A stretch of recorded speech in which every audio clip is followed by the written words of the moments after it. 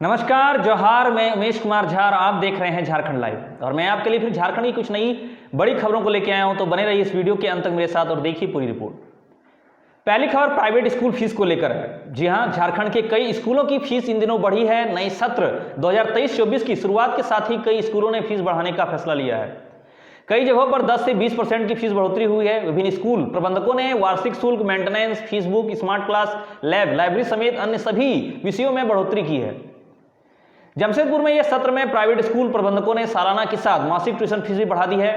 Kerala public school Kadma ने 2 सालों में ट्यूशन फीस में 21% की बढ़ोतरी की है। मसेदपुर पब्लिक स्कूल ने 10% फीस बढ़ा दी है। वहीं टैगोर एकेडमी प्रबंधन ने ट्यूशन फीस में 21% की बढ़ोतरी की है।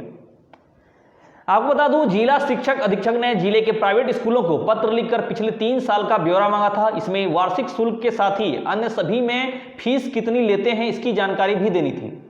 जमशेदपुर में सेक्रेड हार्ट कन्वेंट स्कूल व कामरेल जूनियर कॉलेज के फीस संबंधी कोई जानकारी नहीं दी गई है। जिन्होंने जानकारी दी उन्होंने भी कई तरह की जानकारी छिपा ली है। केरला समाजम मॉडल स्कूल प्रबंधक ने बताया कि किसी भी क्लास के बच्चे से किसी तरह की कोई मेंटेनेंस फीस नहीं ली जाती है। Library fees, exam fees, prospectus fees, school magazine fees, तमाम तरह की फीस का कोई ब्यौरा नहीं दिया गया है।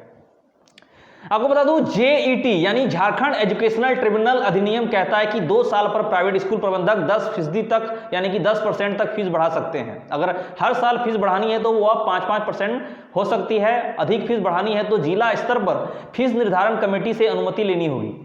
जेड के आदेश के खिलाफ राज्य के प्राइवेट स्कूल प्रबंधक हाईकोर्ट चले गए हैं। दूसरी तरफ पेरेंट्स बढ़ी हुई फीस से परेशान हैं और अभिभावकों का आरोप है कि प्राइवेट स्कूल मनमाने तरीके से फीस बढ़ा रहे हैं। अगली खबर मनरेगा योजनाओं में हो रही लूट को लेकर है। राज्य में मनरेगा के तहत चलाई जा रही योजनाओं में किस कदर लूट मची है इसका उदाहरण कोडरमा जिले में देखी जा सकती है। कोडरमा के सिर्फ सतगवा प्रखंड में 256 डोभा और 402 टीसीबी यानी ट्रेंच कम्बंड बना दिया गया है और जवाबदेह अधिकारियों ने बिना निरीक्षण किए ही 1.12 करोड़ रुपए का बिल भी पास कर दिया।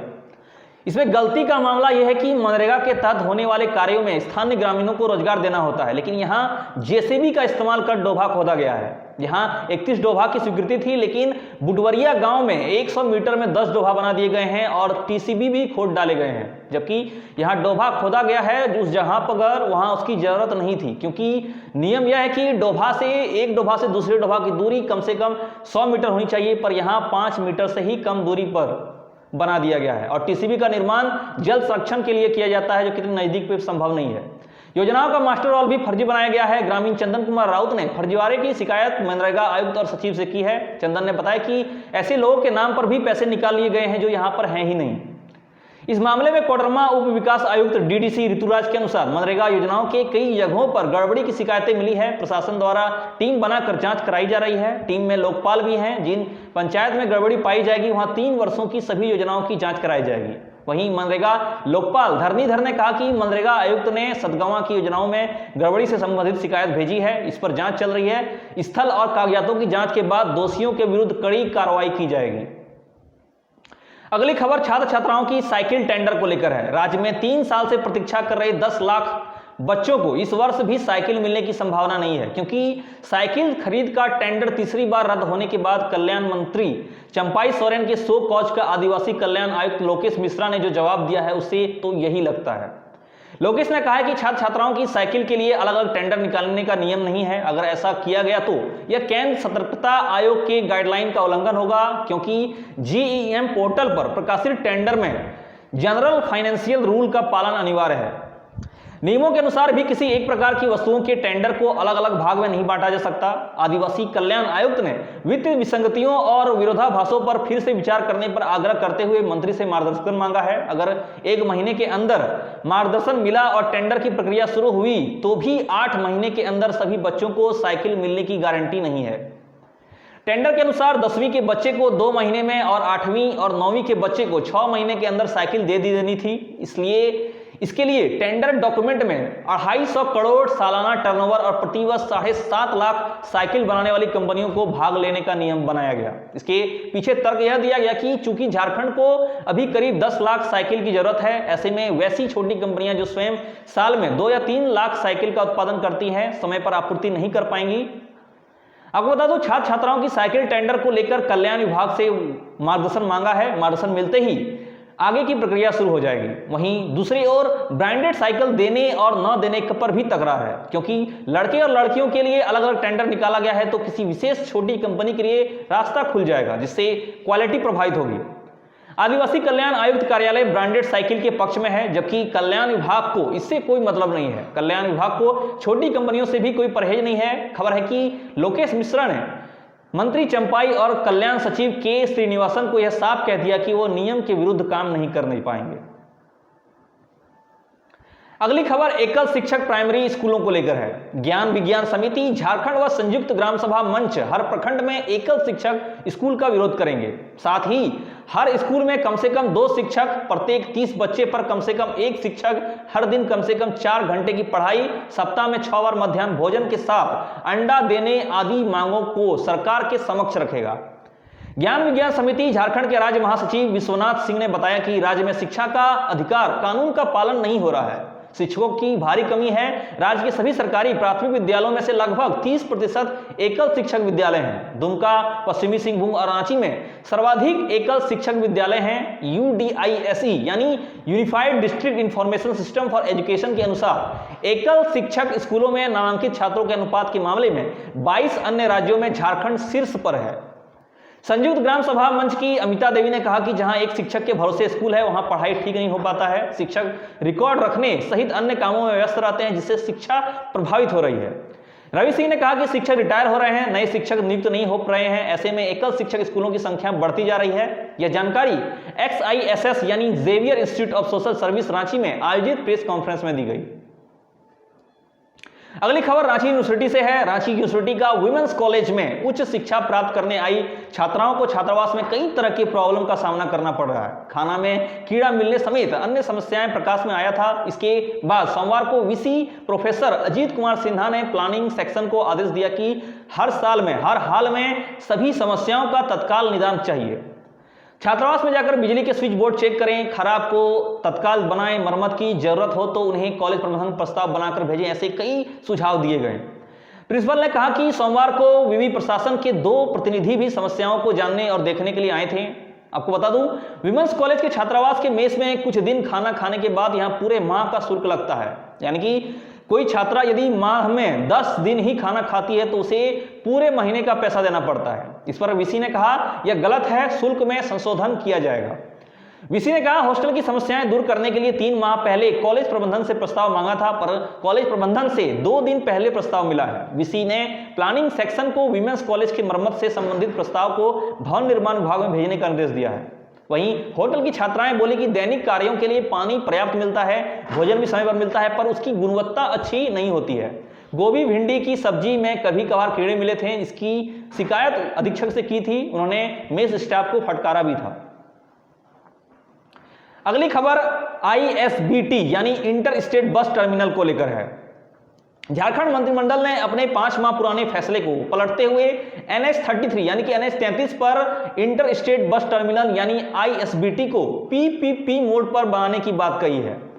5 माह पहले ISBT के निर्माण के लिए सरकार ने 70.4 करोड़ की स्वीकृति प्रदान की थी। सोमवार को झारखंड मंत्रिमंडल के लोक निजी भागीदारी प्रणाली पर ISBT के निर्माण का फैसला लिया है।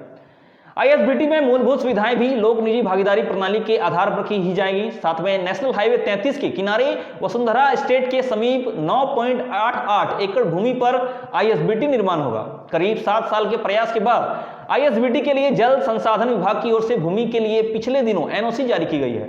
निर्माण कार्य पूरा होने में 3 से 4 साल लग सकते हैं। यहाँ एक साथ 150 बसें खड़ी की जा सकेंगी। इसके बाद यह होगा कि लाभ ये मिलेगा कि शहर से बसों से प्रवेश पर रोक लगने से मानगो पुल पर लगने वाले जाम से मुक्ति मिलेगी। झारखंड के विभिन्न जिलों के लिए बसों का परिचालन और दूसरे राज्यों के लिए चलने वाली बसों की पार्किंग बंद हो जाएगी। वेटिंग हॉल, इस यात्रियों के ठहरने के लिए डोरमेंट्री होटल, महिला पुरुष शौचालय, स्नान घर, फूड कोर्ट और कैब ऑटो के लिए पार्किंग स्टैंड होगा। आपको बता दूं, शहर को जाम से निजात दिलाने के लिए 2015 में तत्कालीन DC डॉक्टर अमिताभ कौशल ने लंबी दूरी की बसों के लिए शहर से बाहर बस स्टैंड बनाने जाने का योजना बनाई थी। इसके लिए मानगो में वसुंधरा एस्टेट के समीप SMP कॉलोनी के पास प्रशासन ने जमीन चिन्हित भी की थी। डॉक्टर अमिताभ कौशल के तबादले के बाद डीसी बने अमित कुमार के कार्यकाल में आईएसबीटी के लिए पिपला के साथ समीप जमीन चिन्हित किया गया। यहां आईएसबीटी के साथ एमजीएम थाना व पटमदा डीएसपी कार्यालय का भी बनाया जाना था, लेकिन ग्रामीणों के विरोध के कारण मामला वहां फंस गया और इन पर भवनों का दूसरा स्थान पर बनाया जा रहा है। अगली खबर बालू व पत्थर के अवैध उत्खनन को लेकर है। जिला समाहरणालय के सभा कक्षा में जिला दंडाधिकारी सह उपायुक्त अरवा राजकमल एवं पुलिस अधीक्षक आनंद प्रकाश के संयुक्त अध्यक्षता में सोमवार को जिला स्तरीय माइनिंग टास्क फोर्स की बैठक हुई, जिसमें बैठक में उपायुक्त ने पूर्व के बैठक में दिए गए दिशा निर्देशों का समीक्षा कर अवैध खनन, उठाव एवं परिवहन में शामिल लोगों पर, संदिग्ध लोगों पर कार्रवाई सुनिश्चित करने का निर्देश दिए। इस दौरान उपायुक्त ने जिले में संचालित स्टॉक यार्ड के बारे में जानकारी देते हुए लीगल बालू बाली घाटों की बंदोबस्ती प्रक्रिया में तेजी लाने के निर्देश जिला खनन पदाधिकारी को दिया। इस दौरान जिला खनन पदाधिकारी ने बताया कि जिले में कुल 9 लीगल बालू घाट ऑक्शन प्रक्रिया में है, जो आगामी निविदा समिति के बैठक के उपरांत अग्रतर कार्रवाई की जाएगी। समीक्षा बैठक के दौरान अवैध खनन के विरुद्ध नियमित निरीक्षण अभियान चलाते हेतु उपायुक्त ने अनुमंडल पदाधिकारी को 4 पुलिस बल प्रदान करने के निर्देश दिए, साथ ही चेक पोस्ट स्थापित कर नियमित जांच अभियान चलाने के निर्देश दिए। बैठक के दौरान जिला खनन पदाधिकारी सन्नी कुमार ने जानकारी देते हुए बताया कि वित्त वर्ष माह 2022-2023 में अवैध बालू उठाव में परिचालन के खिलाफ कुल 52 एफआईआर दर्ज किए गए हैं, जिनमें कुल वाहनों की संख्या 56 ट्रैक्टर, 39 हाईवा, 1 डंपर, 17 भंडारण स्थल तथा 3 ईंट भट्ठा पर कार्रवाई की गई है। साथ ही उन्होंने बताया कि वित्त वर्ष में 20.39 लाख, करीब 20.5 लाख का जुर्माना वसूली की गई है। अगली खबर स्वच्छता के लिए सीवरेज ट्रीटमेंट प्लांट की है। शहरी क्षेत्र में सीवरेज ट्रीटमेंट प्लांट को धरातल पर उतारने की बात तेज हो गई है। सोमवार को निगम कार्यालय में नगर आयुक्त सत्येंद्र कुमार की मौजूदगी एशियन इंस्टीट्यूट ऑफ टेक्नोलॉजी समेत अन्य संगठनों के साथ बैठक में इस पर विचार किया गया है। इस प्रोजेक्ट के तहत इन नदियों के पानी यानी कि उन नदियों के पानी को साफ किया जाएगा जहां नाली व नाले का गंदा पानी जाता है। अब उन इलाकों को भी अच्छे से स्वच्छ करने की प्रक्रिया शुरू की जाएगी जहां सीवरेज की व्यवस्था नहीं है। बैठक में एशियन इंस्टीट्यूट ऑफ टेक्नोलॉजी के विशेषज्ञों ने बताया कि सीवर और गैर सीवर इलाके के एक साथ स्वच्छ किया जा सकता है। इसके लिए रणनीति तैयार करनी होगी। राज्य सरकार और जुडको के अनुरोध पर एशियन इंस्टीट्यूट ऑफ टेक्नोलॉजी सुरक्षित सीवरेज सिस्टम में सहयोग कर रहा है। बैठक में इंपैक्ट सीवरेनिवर्स, CIRSS-IS और इनोवेटिव सॉल्यूशन के विशेषज्ञ शामिल थे। सभी ने गैर सीवर क्षेत्र को स्वच्छ रखने पर अपनी अपनी बातों को रखा। मौके पर डिप्टी CEO ईसा बयाल, टीम लीडर रवि कुमार भी मौजूद थे। अगली खबर राज्य में विभिन्न संस्थानों में बहाली को लेकर है। झारखंड राज्य के जिले के विभिन्न शिक्षण संस्थानों में अगले 2 माह के दौरान 234 पदों पर योग्य अभ्यर्थियों की बहाली होगी। IIT धनबाद में 23 पदों पर स्थायी नियुक्तियां होंगी, तो भोलाटांड स्थित SCUE में 10 अंशकालिक शिक्षक बहाल किए जाएंगे। इनके लिए विज्ञापन जारी किए जा चुके हैं। उनके साथ झारखंड बालिका आवासीय विद्यालय में 33, कस्तूरबा गांधी बालिका आवासीय मध्य विद्यालय में आवासीय विद्यालय में 7 और नेताजी सुभाष चंद्र बोस आवासीय विद्यालय में 3 पदों पर अस्थायी नियुक्तियां की प्रक्रिया जल्द शुरू होगी। वहीं BBMKU में गेस्ट फैकल्टी में 158 पदों पर अनुबंध पर नियुक्ति के लिए 18 अप्रैल को ऑनलाइन आवेदन का अंतिम दिन है। IIT ने भी प्राध्यापकों के रिक्त पदों पर नियुक्ति के लिए स्पेशल ड्राइव शुरू किया है। IIT धनबाद में जूनियर टेक्निकल सुपरिटेंडेंट यानी JTS के 23 पदों पर स्थायी नियुक्तियां की जानी है, जिनमें JTS MIS के 2, JTS केमिस्ट्री के 3, JTS इलेक्ट्रिकल के 2, JTS सिविल के 3, JTS मैकेनिकल के 2, JTS फिजिक्स के 5, JTS इलेक्ट्रॉनिक्स के 5 और JTS कंप्यूटर के 3 पद हैं। ऑनलाइन आवेदन 31 मई तक किया जा सकता है। आपको बता दूं, 3 झारखंड बालिका आवासीय विद्यालयों में शिक्षिकाओं के पद के लिए रोस्टर सहित अन्य जरूरी प्रक्रियाएं जारी कर दी गई है। नेताजी सुभाष चंद्र बोस आवासीय विद्यालय में अनुबंध आधारित 3 पदों पर नियुक्ति प्रक्रिया जल्द शुरू होने की उम्मीद है। वहीं कस्तूरबा गांधी बालिका आवासीय विद्यालयों में शिक्षिकाओं के 7 पद के लिए अगले 2 माह में नियुक्ति प्रक्रिया की संभावना है। इसके अलावा गोविंदपुर के भोलाटांड स्थित अनुसूचित जाति आवासीय UI में अंशकालिक शिक्षकों के 10 पदों पर बहाली होनी है। इसमें 7 पद स्नातक प्रशिक्षित व 3 पद इंटर प्रशिक्षित के लिए हैं। आवेदन 26 अप्रैल तक निबंधित डाक या स्पीड पोस्ट से भेजा सकते हैं। वहीं स्नातक प्रशिक्षित शिक्षक के लिए हिंदी, विज्ञान, अंग्रेजी, भूगोल, सामाजिक विज्ञान, शारीरिक शिक्षक व संस्कृत के 1-1 पद हैं। इंटर प्रशिक्षित 2 पद और अनारक्षित व एक अत्यंत पिछड़ा वर्ग के लिए है। वो यह चयन 6 माह के लिए होगा, जिस पर और 6 माह का विस्तार मिल सकेगा। अब झारखंड के मौसम का खबर। शहर का मौसम लगातार गर्म होता जा रहा है। दिन भर गर्म हवाओं के कारण लोगों को घरों से निकलना मुश्किल हो गया। सोमवार को शहर का सीजन का सबसे गर्म दिन रहा है। अधिकतम तापमान 42.5 डिग्री सेल्सियस रिकॉर्ड किया गया है, जो सामान्य तापमान से 2.5 यानी कि 2.5 डिग्री सेल्सियस ज्यादा है। पिछले 24 घंटों में अधिकतम तापमान में 1.2 डिग्री सेल्सियस बढ़ोतरी हुई है। सोमवार को शहर का न्यूनतम तापमान 25.2 डिग्री सेल्सियस रिकॉर्ड किया गया है।